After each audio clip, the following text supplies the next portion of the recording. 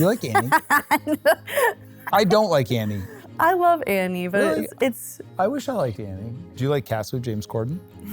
no. I'll surprise you with my favorite. Okay, cool. Mine's Cats with James Corden. I couldn't imagine. Yours? Honestly, the only thing coming to mind are my musicals, and I would say Moulin Rouge is my favorite story. You've got to watch it. You've got to watch it. From Webisodes, this is Growability, a podcast at the intersection of urban agriculture, food security, and community. On this episode, I speak with professor, food literacy expert, and fellow podcaster Peggy O'Neil. Peggy combines her love of arts and humanities with human ecology education and research. She brilliantly connects stories about the human experience to land that sustains us.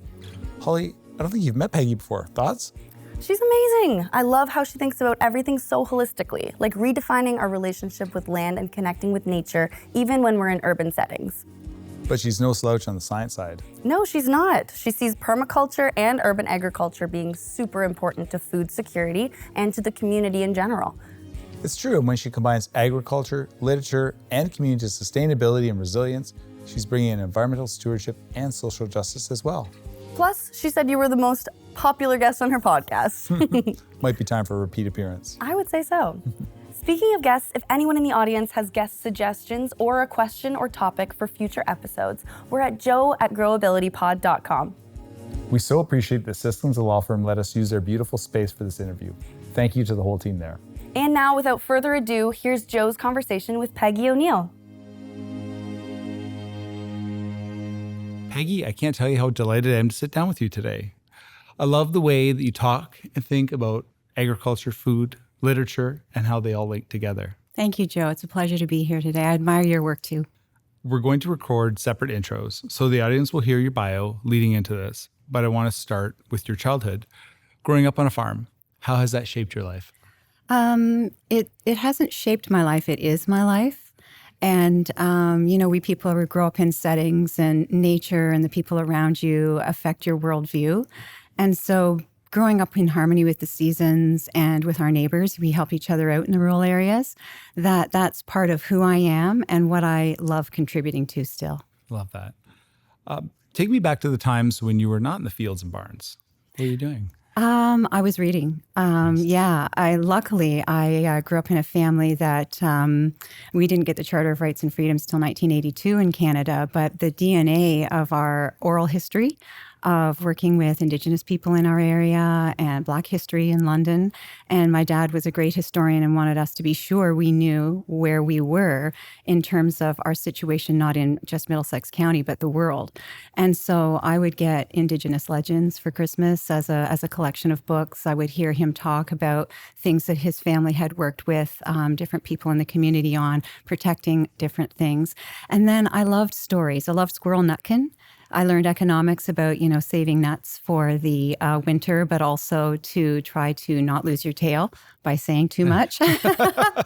And then the Tawny Scrawny Lion, because that's another story about carrot soup can make you unlikely friends. And I thought, what unlikely friends could I make? So that's what I was doing as a kid, working in the farm and reading stories, and could never get enough of it. So literature and reading, did that inform and complement your relationship with the land, or was it an escape from the land? I don't know that it was an escape from the land. It was an extension of the land, because I situated our farm then not only in Middlesex County and in London, but in Ontario and in Canada and the North. I could place us on the globe. So I was always situating the broad context in which we operate and grow food and develop life purposes and attain those. So it was an extension of it, not in place of. But what I loved was the stories of other people and what they were doing. And I think because literature first for me was popular, I developed a real and deep appreciation to this day for the everyday hero. Yeah. That I love Hollywood and I love great stories, but it's the people in our homes and in our communities like you and the Patch and everyone really here today that want to get that message out, that that's what I love, the everyday heroes. The best characters. That's right. And they are characters. Yes. You can't make it up. Especially in farming. Especially in farming. You describe a narrative that moves from the land and grows to things like food, nutrition, ultimately beauty and poetry. What's the common thread that moves throughout all of that? The common thread really is unity for the human family. Yes. So whether you think of our bodies, they apply all of the elements and principles of the arts, right? We have emphasis, variety. We don't want to eat the same thing every day. Same thing with nutrients. You don't want to only have protein. You want to have carb and balance that out with some delicious fruits and veggies and get your minerals. So even our bodies function on the elements and principles of design, but so does agriculture. When we think about food sovereignty and sustainability, underlying messages that the arts give us, what those also show us. So I just really see life as a collection of compositions. And so whether I'm looking at a food system, a garden, a piece of art, it's just a matter of lens, not kind. When you were growing up, many people own land. How has that changed? I think it's changed a lot. I think it's not only changed for farmers who, reality is, are getting outbid when someone Yes. does put their farm up for sale by international real estate developers, investors. And it's very difficult because you can only make so much with pricing for commodities that you, for example, in Middlesex County, $3 million. In a lifetime, you'll never be able to own that farm and pay that mortgage. So I think that's challenging. But land ownership only isn't about farms, it's about individuals. And we don't have to mention or go over and over and over the cost of housing today. Yes. So we're in a generation right now where really, this generation doesn't really know they're going to own a home. So what that means is gardening in the back and being able to have that deep connection, not only to the land, but the seasons and the wildlife and the birds and all the things that having even planters in your back garden, even if it's only a patio. So I think it's fundamentally changing the way we see our world. And I think that the patch and programs like this, talking about this, helps us recover that that's really something important. And it's not about land ownership, it's the way we define our lives. And so when we see it as a medium to that end, I think it heightens its importance. And it's why I'm really happy to be here today talking about it with you. Well, let's talk about permaculture. How do you think permaculture helps our urban landscape? I think it's fascinating, first of all, to go back and rediscover what is native to our area, because it varies. Even an hour north, it's a little bit different in terms of even the color of the leaves of a certain common plant, because the soil may be more alkaline or acidic. The habitat for the different critters that are helping us with pollination and, fertilizer and all the things that they offer. I think that it's so interesting because it locates us in our time and place, but also it helps recover that agency that we have in the building of the future setting that we will all operate in, because we have plants that are harmonious and not invasive. And so we can kind of reestablish what we already know works, which is the way the ecosystem evolved naturally in an area. So I think it's really important. It's very important. You're a professor. I am. What do you teach? Oh, I teach a lot of things, but the common thread across it all really is the humanities in everyday life. Yes. So really looking at our lives as works of art and how that contributes not only to humanity, but to others and this beautiful setting we have, which is planet Earth. Right. So that manifests in food courses. I teach design and housing and then philosophy. But the common thread is the humanities in everyday life. Would that be the one thing that you would like your students to take away, or is there something that you hope every student takes away? What I hope every student takes away is a stronger commitment to their own worldview. Right. Because the things that I teach are backed deeply by a concept of what a human being is. And we've heard a lot about being consumers, and we've heard a lot about, strong political forces, and we hear a lot about all these environmental causes that make us less free in our own lives.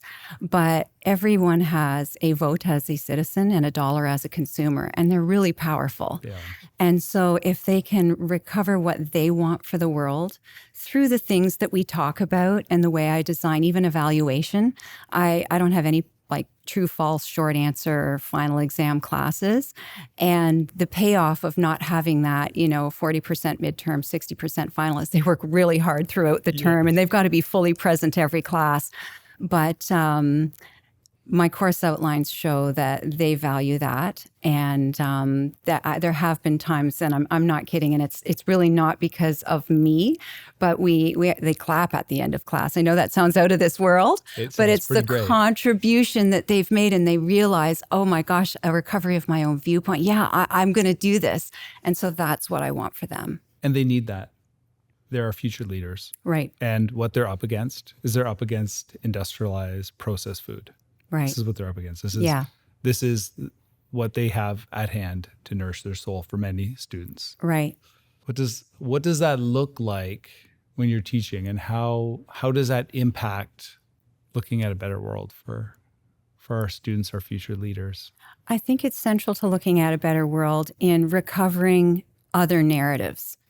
When we think of the arts, we always see those two masks. One is smiling and one is either frowning or crying. And really, those through human history, as far back as even Aristotle, which is almost 2,400 years ago, knew nothing about us sitting here today in this moment in time, but said, here's what happens in human life. And so remembering that there's that other mask where the story ends well. Yes. And that how do we do that with what we have to offer to the broad narrative, which is humanity and life on Earth. And I think that when we look for those other narratives, those times that the fates didn't win, yes, we can find hope, and we can find resilience, and we can provide perseverance. And it's why I love the patch. It is so rock and roll. I'm dating myself, but clearly I'm from not just the 60s and the Flower Power Ghost at Halloween costume, but I'm from the 80s, right? Which was rock and roll, which really wasn't just about hair. It was about the message of freedom. And so it's so rock and roll what you're doing at the patch, that those share with others. Well, if you can do that, what can I do? And we just had some international students come from South Korea. Right. And I was fortunate enough to participate in their program. And it was just so inspiring to hear what they wanted for the world.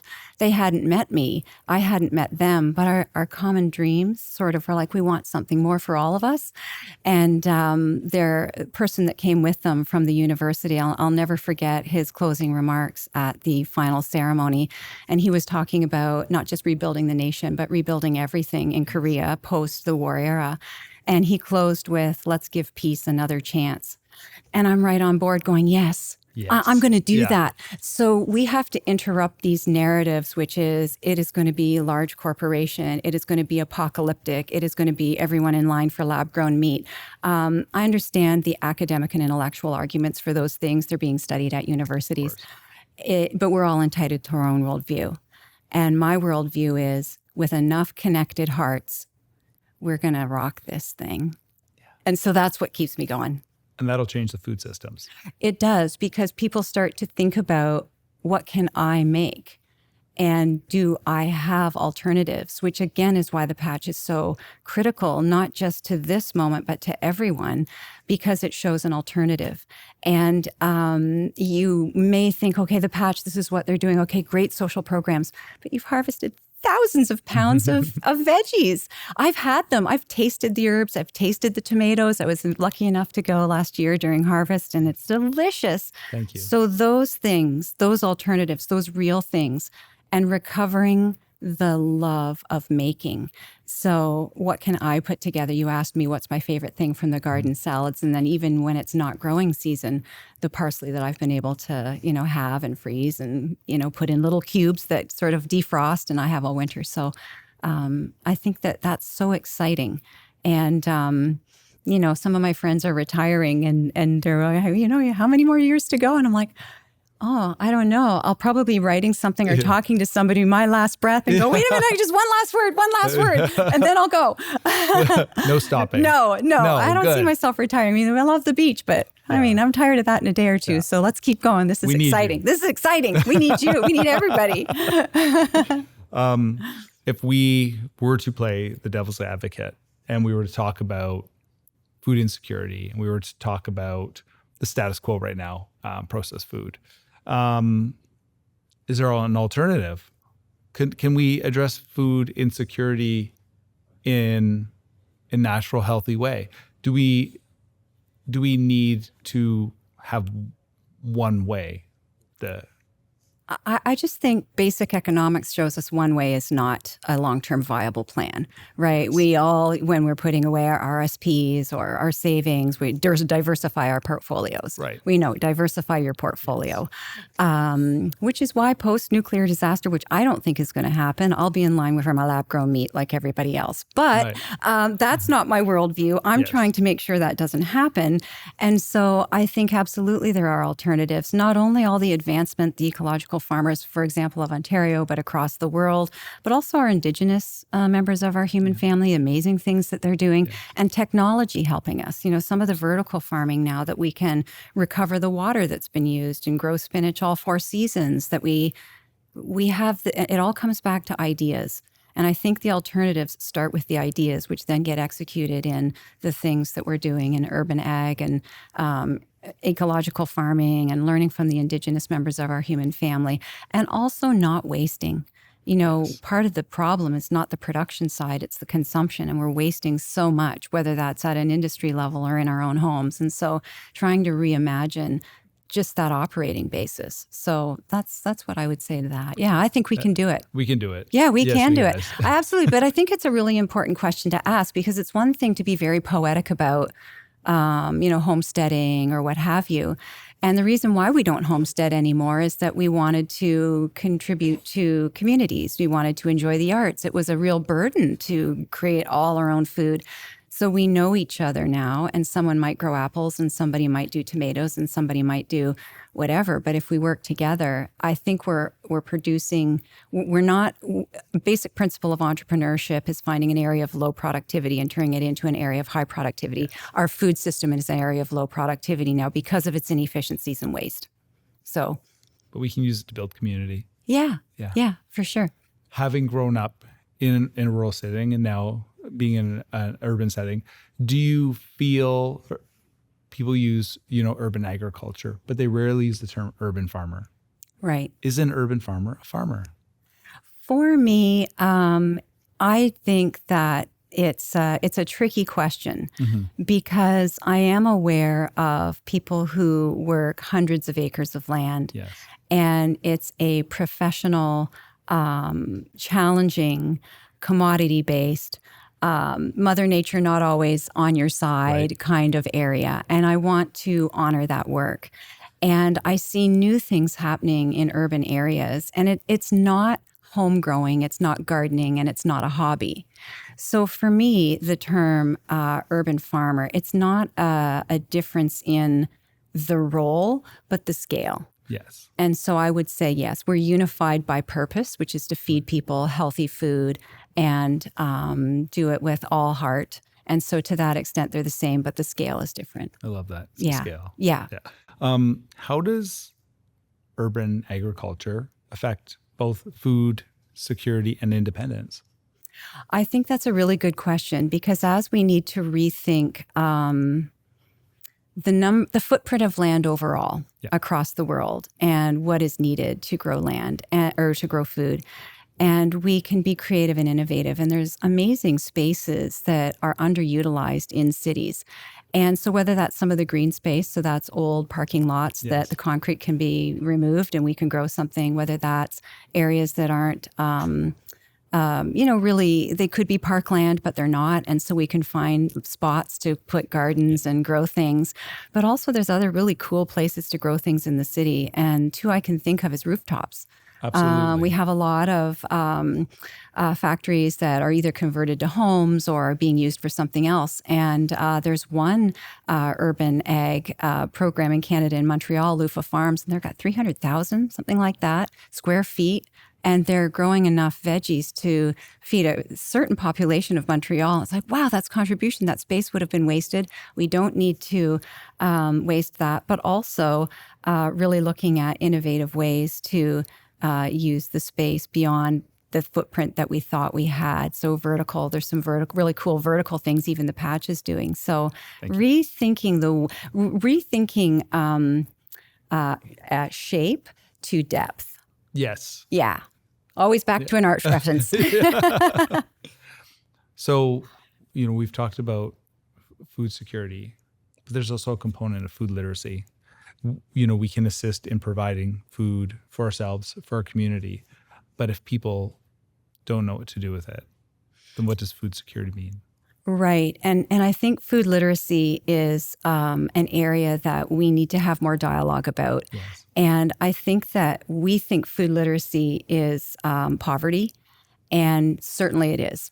If you have $20, there's only so much food you're going to buy in a month with $20. So I don't want to detract from that argument. It's absolutely. But it isn't only that. Right. It also is availability of food, which comes back to urban ag and local and community programmings, and not just food security, but sovereignty, which is the freedom to have the food you want, and the system within which it was produced aligns with your values.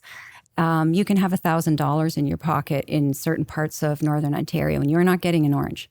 There isn't one there to buy. So that's not poverty. So food accessibility is part of food security, but also education. There are people who are very affluent, and colleagues that are still in clinical practice.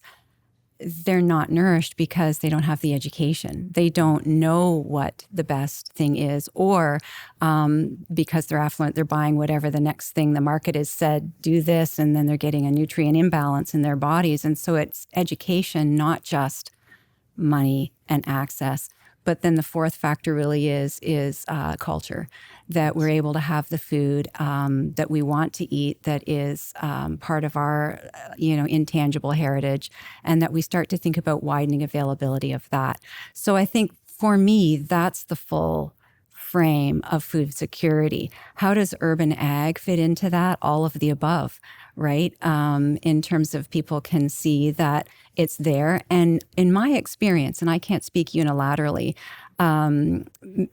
members of my family who are very busy and going generally to mainstream food sources, talking about the increase in food prices. And I have to tell you, I really haven't noticed that because it's been fairly stable. I'm buying at farmers markets and from local growers and from producers. And I haven't had hundreds of dollars jump in my grocery bill. It's been relatively stable. So I think that as we start to really look into these narratives and really, really see who started them, is it true? Are there alternatives that can change things? So I believe it's deeply connected to food security, and beyond food security, that food sovereignty, which is that freedom piece and that creative element that's deeply culturally and values-based aligned. And there's a connection there. There's a connection going to a farmer's market, going directly to the farmer. You're building community. We are. And something that, we try to do with urban agriculture, we're trying to build a community. Right. It's how we met. Right. Yeah. I know. It's so exciting. Yeah. And does that play into your work, urban agriculture and in the development of community as a catalyst? Absolutely. You cannot separate them, right? It's just a different way of looking at life. My daughter is in her 20s now, and she will not work on a Saturday. They know schedule her anytime, but not on a Saturday, because she will not miss market day. Yes. And we start the day, and it's not just going out to see what's in season. As do you feel a little reticent that summer is over and we're moving into fall? No, because the squash and the pumpkins and the apples are pulling us forward. And when you do that every single week, and every single week, the person that makes the bread, oh, hi, what have you got? And you hear about how the sourdough has proofed that week because of what's happening with the humidity and the season. I just wouldn't miss it. And so you cannot separate community from local food. They're one and the same. And it's like you can't separate a great work of art from the artist. That's right. And to move away back to my earlier theme of the great works of art are not always the masterpieces that are in the museums. Certainly they are, but they're the masterpieces of every day. That's the bread. It's the tomatoes that were grown. It was the love that went into it, right? That's right. And so that's what I think is the most important part of the story. I agree with that. What's the most important thing that you've learned from the land? That time tells on us all. Yes. For good or for bad. Right. And so whether that's when, from a farm, whether you're plowing a field and you walk through the field and you can see, pieces of China or arrowheads of who lived there across the history. Yes.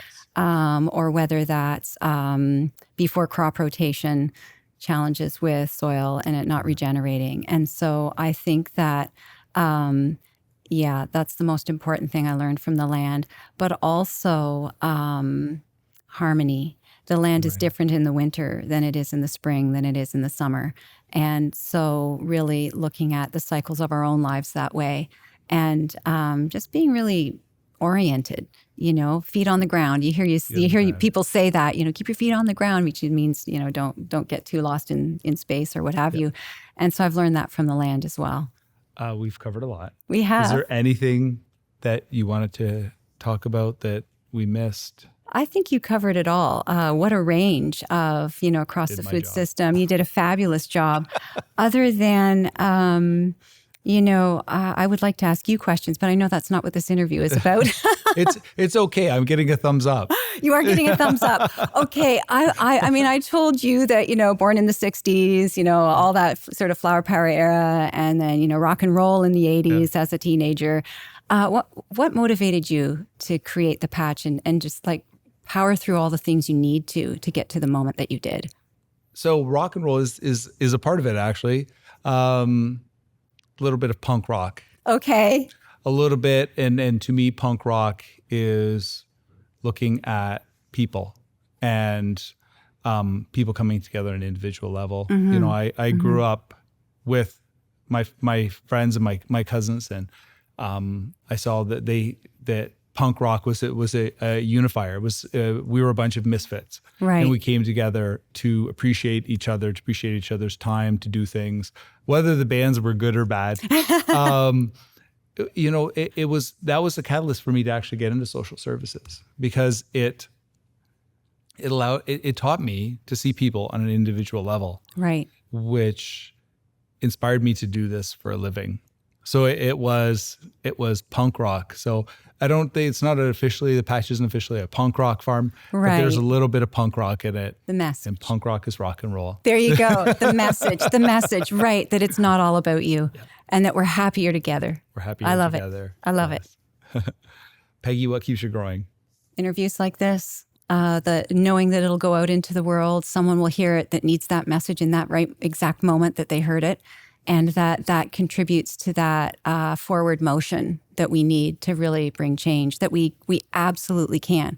We're living in a time where we can produce enough food to feed everyone. We can have enough housing for everybody. And that we don't means we just need to look farther and try harder. Yes. Where can people find out about your work online?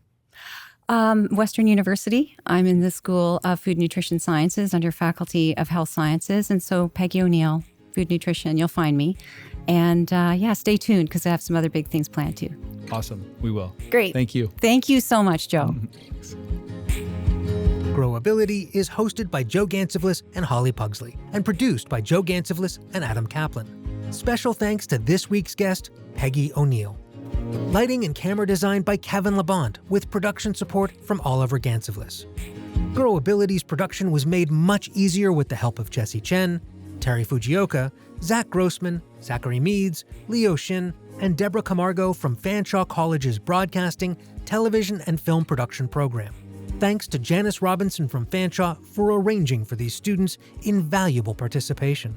Holly Pugsley of Just Keep Growing provided the plants and made sure they looked great. Audience and marketing strategy by Dorentina Uka and Tess Alcock. Our theme music is Wandering William by Adrian Walter and can be found on Soundstripe. Thanks as well to Hubert Orlowski for providing technical and audio engineering advice to help our podcast sound great. Adam Kaplan, that's me, is Webisode's executive producer, and Sammy Orlowski is our senior creator. Special thanks to Jennifer Routley from Siskins, the law firm, for arranging to host us at their beautiful head office in downtown London, Ontario. Growability is a Webisodes production and is produced with the support and participation of the team at The Patch and Hutton House.